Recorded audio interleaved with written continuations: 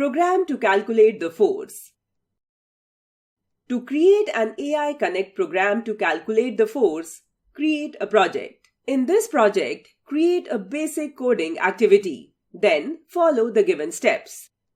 Here, we take an example of a car of mass 1500 kg that accelerates at 2 meters per second. Step 1.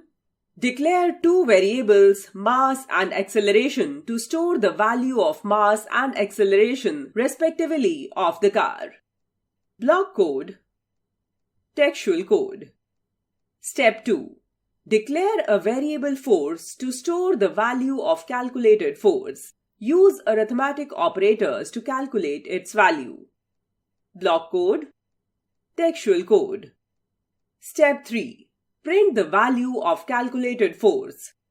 Block code. Textual code. Output.